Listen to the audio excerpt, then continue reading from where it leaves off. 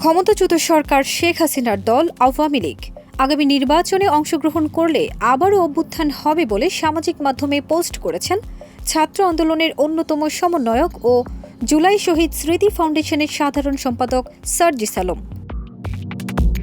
আজ ১৯ নভেম্বর বিকেল ৩:৩০টার দিকে তার ভেরিফাইড ফেসবুকে তিনি এমন পোস্ট করেন। ওয়ালটনের পণ্য কিনে জিতে নিতে পারেন নগদ ২০ লক্ষ টাকা। Double million offer, Walton fridge কিনে পেতে পারেন ২০ লক্ষ টাকা। রয়েছে কোটি কোটি টাকার নিশ্চিত উপহার। সার্জিস আলম পোস্টে লিখেছেন, গণহত্যার বিচারের পূর্বে আওয়ামী লীগকে কোনো নির্বাচনে অংশগ্রহণ করতে দিব না, প্রয়োজনে দ্বিতীয় অভ্যুত্থান হবে। এই সমন্বয়কের পোস্টকে ঘিরে অনেকেই তার পক্ষ নিয়ে পাশে আছি বা সহমত বলে মত প্রকাশ করেছেন মন্তব্যের ঘরে। তার মধ্যে একজন লিখেছেন, ভাই কথা যেন ঠিক থাকে, আমরা প্রবাসীরা আপনাদের পাশে আছি। আরেকজন লিখেছেন, ফ্যাসিস্ট এবং তাদের সহযোগীদের সব ধরনের ষড়যন্ত্র রুখে দিতে ছাত্র জনতা বদ্ধপরিকর।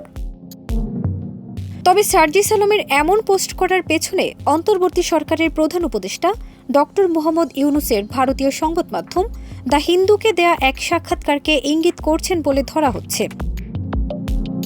কেননা ডক্টর মোহাম্মদ ইউনূস বলেছেন, আমরা রাজনৈতিক দল সম্পর্কে সিদ্ধান্ত নিতে চাইনি এবং বিএনপি বলেছে সব রাজনৈতিক দলকে নির্বাচনে প্রতিদ্বন্দ্বিতা করতে হবে। তাই তারা ইতোমধ্যেই তাদের রায় দিয়েছে এবং আমরা দেশের একটি বড় দলের মতামতকে অস্বীকার করতে পারি না। ফারজানা নিকিতা, দেশ রূপান্তর।